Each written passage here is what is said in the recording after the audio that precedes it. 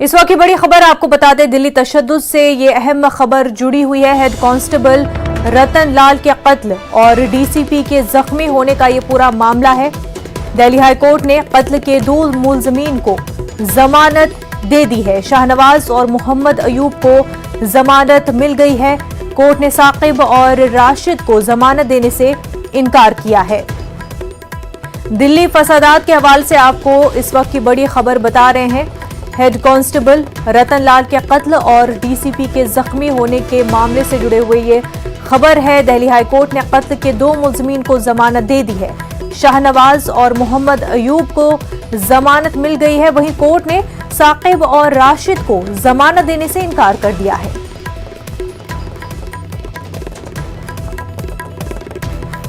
हमारे नुमाइंदे सुशील पांडे इस वक्त हमारे साथ जुड़ चुके हैं। सुशील, शाहनवाज और मोहम्मद अयूब को कोर्ट ने जमानत दे दी है। जी बिल्कुल, देखिए साफ तौर पे दिल्ली हिंसा में हेड कांस्टेबल रतन लाल की हत्या और डीसीपी के घायल होने का ये पूरा जो मामला था, लंबे समय से फिलहाल ये मामला दिल्ली हाईकोर्ट में चल रहा था। लेकिन आज मामले की सुनवाई के दौरान साफ तौर से दिल्ली हाईकोर्ट ने इस पूरे मामले में शाहनवाज और मोहम्मद अयूब को जमानत दी है। हालांकि कोर्ट ने ये कहा है कि ये तमाम जो लोग हैं वो जमानत की शर्तों का पूरा पालन करेंगे, यानी कि जब भी पुलिस इन्वेस्टिगेशन के लिए इन तमाम लोगों को बुलाएगी तो इनको पुलिस स्टेशन जाना पड़ेगा, जांच में सहयोग करना पड़ेगा, बिना इजाजत ये देश को छोड़कर नहीं जाएंगे।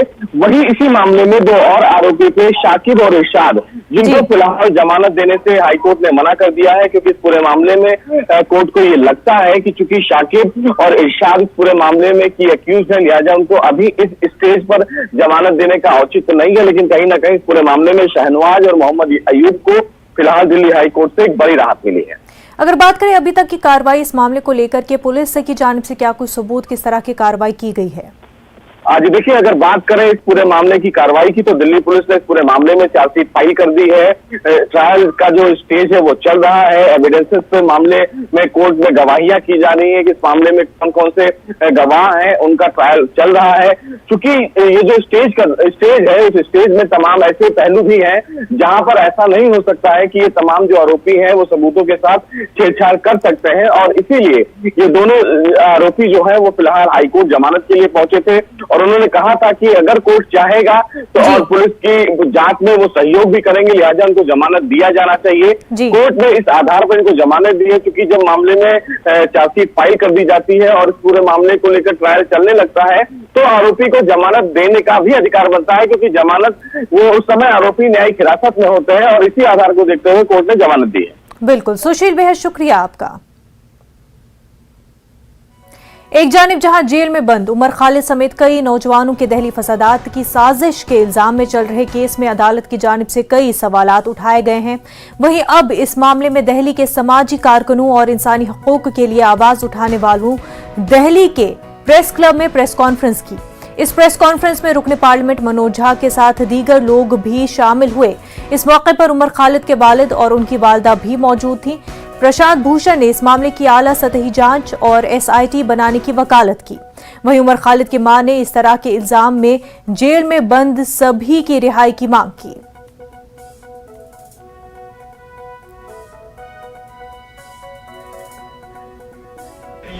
देखिए, मैं सीधी बात कहता हूं कि इन्हों साजिश जो है ना, साजिश को समझना होगा।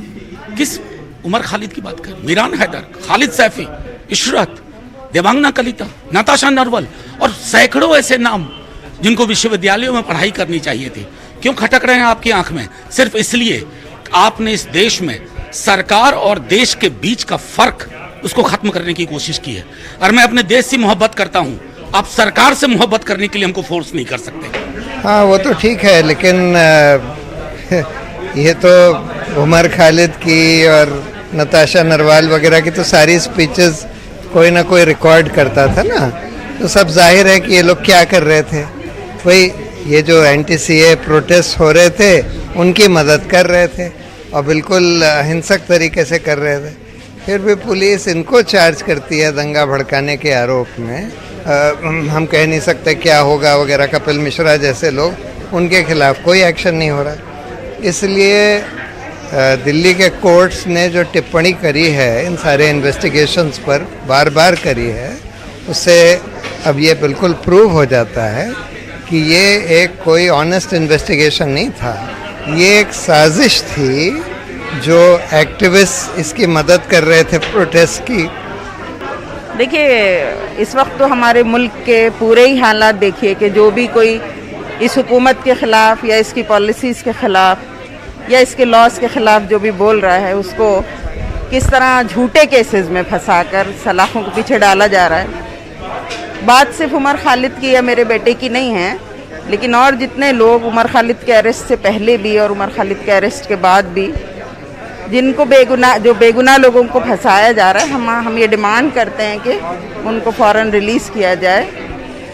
और अगर लोगों ने ये आवाज़ नहीं उठाई, अगर आवाम ने ये आवाज़ नहीं उठाई, तो आज मेरा बेटा है, कल और दूसरों के बच्चे उठाए जाएंगे, भाई उठाए जाएंगे।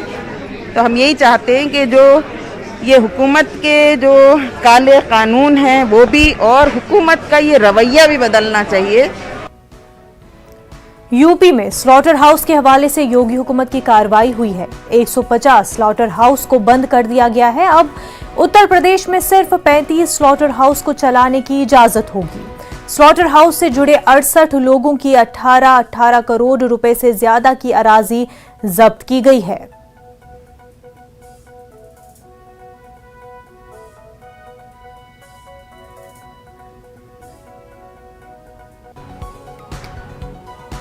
तो आपको बता दें कि यूपी में स्लॉटर हाउस के हवाले से योगी हुकूमत ने कार्रवाई की है। 150 स्लॉटर हाउस को बंद कर दिया गया है।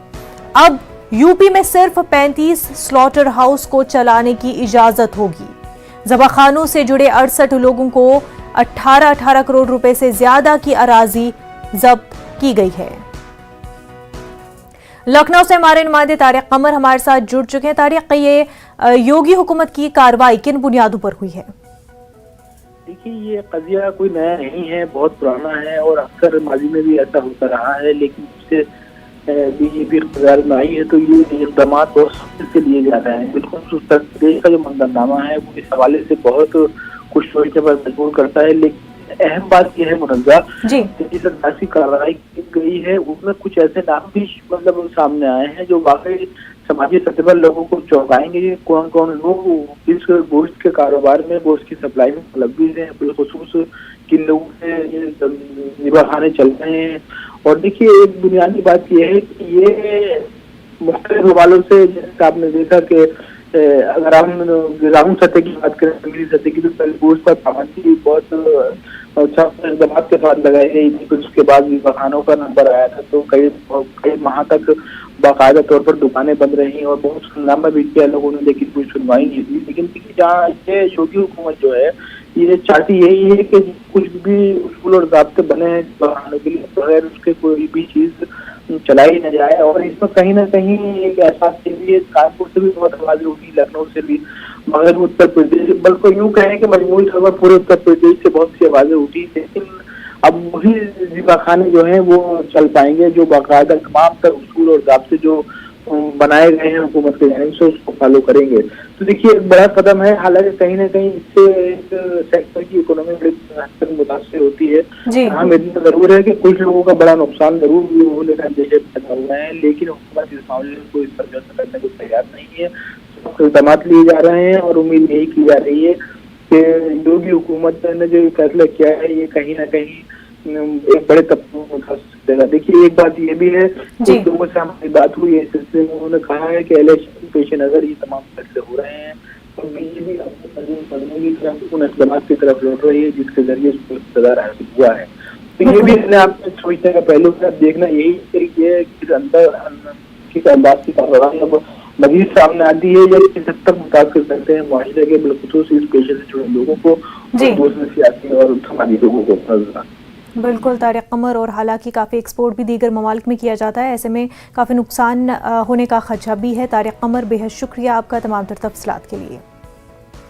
इस वक्त की बड़ी खबर आपको बता दें, दिल्ली की सरहदों पर किसानों के एहतजाज का मामला।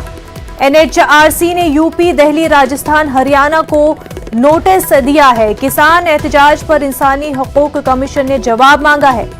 ट्रांसपोर्ट शोबे को हो रहे नुकसान पर इंसानी हकूक कमीशन को तशवीश लाहक है।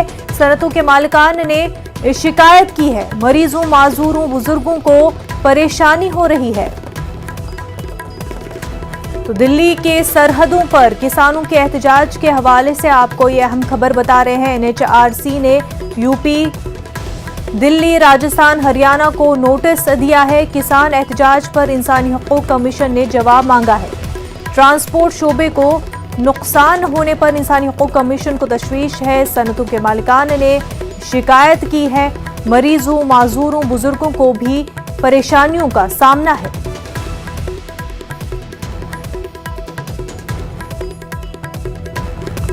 ब्रेक के बाद आपका खैर मकदम है।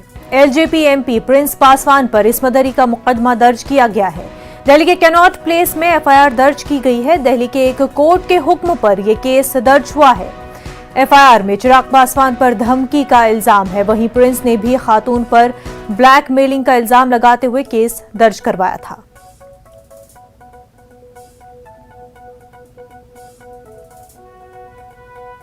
तेलंगाना हाईकोर्ट की जानिब से आबी ज़खायर में पीओपी गणेश विसर्जन की इजाजत देने से इनकार के बाद रियासती हुकूमत ने सुप्रीम कोर्ट का दरवाजा खटखटाने का फैसला लिया है। हाईकोर्ट ने आबी ज़खायर में प्लास्टर ऑफ पेरिस पीओपी से तैयार करदा गणेश को आबी ज़खायर में विसर्जन की इजाजत देने से इनकार किया है। ओहदेदारों ने बताया कि हैदराबाद और सिकंदराबाद के इलाके में पीओपी से तैयार करदा 90% से जायद गणेश मौजूद है। हाईकोर्ट ने आबी आलूदगी में हो रहे इजाफे को रोकने के लिए आबी ज़खायर में पीओपी से तैयार करदा गणेश विसर्जन की इजाजत देने से इनकार किया है।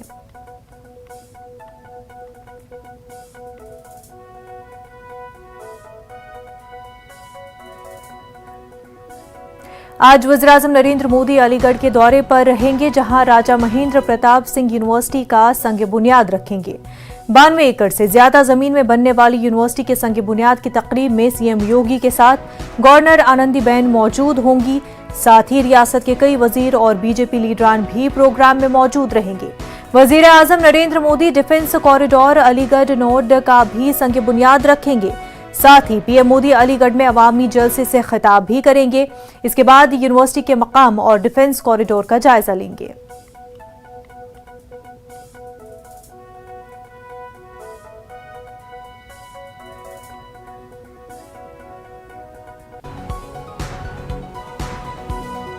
हमारे साथ है सतीश महाना, उत्तर प्रदेश सरकार के मंत्री हैं। सर, आज जिस तरीके से प्रधानमंत्री नरेंद्र मोदी सौगात देने वाले हैं, क्या कहेंगे? देखिए, प्रधानमंत्री श्रीमान नरेंद्र मोदी जी ने कृपा पूर्वक देश में 2 इंडस्ट्रियल कॉरिडोर की घोषणा करी थी, एक उत्तर प्रदेश में और एक तमिलनाडु में। उत्तर प्रदेश में 6 नोड की घोषणा करी थी, जिसमें अलीगढ़ नोड महत्वपूर्ण था। यहाँ पर जितनी जमीन हमने ली थी सारी की सारी डिफेंस इंडस्ट्री से संबंधित उद्यमियों को आवंटित कर दी गई है। इंफ्रास्ट्रक्चर का काम बहुत तेजी से पूरा हो रहा है और अगले 2 सालों में, मेरे को लगता है 2 साल से कम समय में, यहाँ पर डिफेंस इंडस्ट्री से संबंधित जितने भी इक्विपमेंट्स हैं जो यहाँ पर आने वाले हैं, उनका कमर्शियल प्रोडक्शन स्टार्ट हो जाएगा। माननीय प्रधानमंत्री जी के द्वारा जो समीक्षा की जाती है, उससे हमारे को एक दिशा मिलती है, एक बल मिलता है काम करने का और एक विजन मिलता है हम सबको काम करने का। आज सौभाग्य से माननीय प्रधानमंत्री जी का दिशा निर्देश हमको प्राप्त हो। राजा महेंद्र प्रताप सिंह यूनिवर्सिटी, जो बहुत लंबे अरसे से ये मांग थी। राजा महेंद्र प्रताप सिंह समाज के लिए उन्होंने बहुत काम किया था। कुछ राजनीतिक दल केवल अपने परिवार को ही समझते हैं कि काम करते हैं। समाज में बहुत ऐसी शख्सियतें हैं जिन्होंने जीवन समर्पित कर दिया, उसमें राजा महेंद्र प्रताप सिंह जी का एक नाम प्रमुखता से लिया जाना चाहिए और आज उनके नाम का विश्वविद्यालय का शिलान्यास माननीय प्रधानमंत्री करेंगे। तो ये थे सतीश महाना, कैमरामैन अपू पाठक के साथ अनूप गुप्ता, न्यूज 18 नेटवर्क, अलीगढ़। वज़ीर-ए-आज़म नरेंद्र मोदी आज राजा महेंद्र प्रताप सिंह यूनिवर्सिटी का संग बुनियाद रखने जा रहे हैं। इस हवाले से किसान लीडर राकेश टिकैत ने न्यूज 18 से खास बातचीत की। राकेश टिकैत ने कहा कि बीजेपी को कुछ न कुछ करना चाहिए। संग बुनियाद रखने के बाद इन इदारों को फरोख्त कर दिए जाते हैं।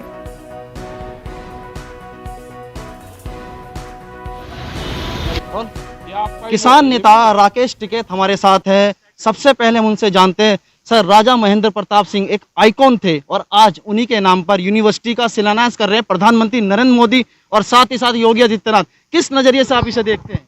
और चलो कुछ न कुछ तो करें भाई। 5 ईंट रखे और 1000 ईंट बेचने वाली सरकार है ये। 5 ईंट रखेंगे और 1000 ईंट बेचेंगे। इरफान हबीब ने भी अपनी किताब में कहा था 1914 में कि ब्रिटिश सरकार का सबसे ज्यादा विरोध कोई राजा महेंद्र प्रताप सिंह ने ही किया था और किसी ने नहीं। और 1915 में उन्होंने अफगानिस्तान में निर्वासित सरकार भी बनाई थी। तो आज उनका इतिहासकार में कहीं कहीं उन्हें भुला दिया गया है और आज यूनिवर्सिटी का शिलान्यास हो रहा है, तो उसको एक बार फिर कि कहीं ना कहीं पश्चिम क्षेत्र में इसका असर जाएगा। अब पता नहीं असर तो जाएगा नहीं जाएगा, ये तो नहीं कह सकते। राजा महेंद्र प्रताप सिंह बिल्कुल राजा महेंद्र प्रताप सिंह आइकॉन रहे हैं, अपने रहे हैं, उनके नाम पे बनने चाहिए। हमने ये कहा कि 5 ईंट रख के शिलान्यास करके देश की प्रॉपर्टी बेच रहे हैं, तो यह जनता उस चीज को नहीं भूलना। जैसे देखें कि जाट ने लैंड माना जाए एक तरीके से पश्चिम के क्षेत्र, जैसे सियासी मायने लगते हैं। नहीं सियासी आपको ना, ये आपकी भाषा में जातियां हो सके, हमारी भाषा में किसान है। कहीं ना कहीं हमें माने कि यूनिवर्सिटी का शिलान्यास हो रहा है, बहुत ही बेहतरीन बात है, उनके नाम पर रखा जा रहा है, किसने किसने ध्यान दिया है। रहा कि हो रहे हैं, उनकी तो पूरी प्रॉपर्टी है, वो दिलवाए दो। जो जमीन है प्रॉपर्टी है, उन्होंने तो बहुत जमीन उनके नाम पर तो बहुत संस्थाएं हैं और बहुत बड़ी हैं। ये समाज ने बनाई ये संस्थाएं सब, राकेश जी से लगा कर वहां तक सब उनके नाम पर संस्थाएं बनी हैं। सरकार तो आज लगी है। 26 तारीख को पंचायत और 27 तारीख को भारत बंद है, उसे किस नजरिए से देखते हैं, कितना असर जाएगा? अब पता नहीं, हमें पंचायत तो कहाँ है, कौन करवा रहे, सरकार करवा रही होगी, पंचायत पंचायत हाँ सरकार। और 27 तारीख को भारत बंद है किसान का, जैसे महापंचायत में। हाँ भारत बंद रहेगा 27 को। राकेश जी, आखिरी सवाल, हिंदी दिवस को लेकर क्या कहना चाहेंगे? आज हिंदी दिवस है और किस तरह उसे बताएंगे, हिंदी आखिरकार की पटल पे क्यों नहीं आ पाई? हिंदी दिवस है, इस पे काम करना चाहिए, लेकिन जब सरकारी ऑफिसों में अंग्रेजी में काम होगा और पढ़ाई जाएगी दूसरी भाषाएं, तो कैसे काम होगा? मातृभाषा का सम्मान रहना चाहिए और मातृभाषा ये है कि जो क्षेत्रीय भाषा है उन सबको भी बढ़ावा मिले। राकेश टिकैत हमारे साथ थे, उन्होंने कहा राजा महेंद्र प्रताप सिंह की यूनिवर्सिटी का शिलान्यास कर रहे हैं, लेकिन इससे कहीं भी कोई असर नहीं जाएगा। जिस तरीके से बताया जा रहा है कि किसान जो पश्चिम क्षेत्र में ज़्यादा आते हैं, एक जाट लैंड की हम बात करें, तो उसका कहीं भी असर नहीं जाएगा। ये आंदोलन किसानों का है और सबका है। Rohit Singh, news 18, Ghazipur border. पार्लिमानी निज़ाम और अवाम की तवक्कुआत के मौजू पर राजधान असेंबली में एक सेमिनार से खिताब करते हुए मरकजी वजीर नितिन गडकरी ने अपनी ही हुकूमत की चुटकी ली। गडकरी का यह बयान गुजरात के साबिक वज़ीर आला विजय रूपानी के इस्तीफे के दौरान 2 दिन बाद आया। गडकरी ने खिताब करते हुए कहा कि सियासत में भी कोई खुश नहीं है। जो एमएलए है वो इसलिए खुश नहीं है कि वो वजीर नहीं बने, और जो वजीर है वो इसलिए खुश नहीं है कि उन्हें अपनी पसंद की वजारत नहीं मिली, और कुछ इसलिए नाराज है कि वो वजीर आला नहीं बने, और वजीर आला इसलिए खुश नहीं है कि उसे भरोसा नहीं है कि कब हटा दिया जाए। एक ने पूछा था कि तुम में से सुखी कौन है, हाथ ऊपर करो, किसी ने नहीं किया, क्योंकि जो एमएलए थे वो इसलिए दुखी है कि वो मंत्री नहीं बन पाए। मैं आपके लिए नहीं कह रहा हूं। मंत्री इसलिए दुखी थे कि उनको अच्छा डिपार्टमेंट नहीं मिला। जिनको अच्छा डिपार्टमेंट नहीं मिला वो इसलिए दुखी थे कि वो मुख्यमंत्री नहीं बन पाए, और जो मुख्यमंत्री बन पाए वो इसलिए दुखी है कि कब रहेंगे और कब जाएंगे इसका भरोसा नहीं। वो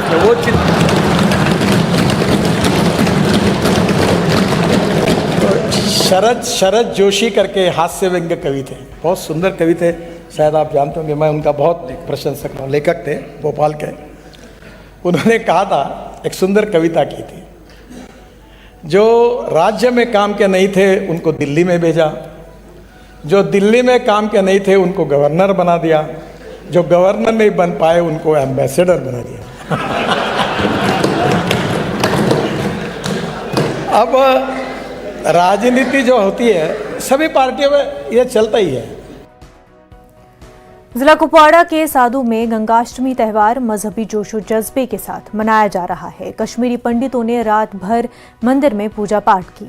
इन जायरीन ने दौरान शब हवन का एहतमाम किया। रात भर ये श्रद्धालु मजहबी रसूम में शामिल रहे और खुसूसी दुआएं की। कश्मीरी पंडित बड़ी तादाद में इस गंगाष्टमी त्यौहार में शिरकत कर रहे हैं और आज दिन भर ये पूजा पाठ का सिलसिला जारी रहेगा। इलाके के मुसलमान भाइयों ने भी पंडितों के लिए खुसूसी इंतजाम किए थे।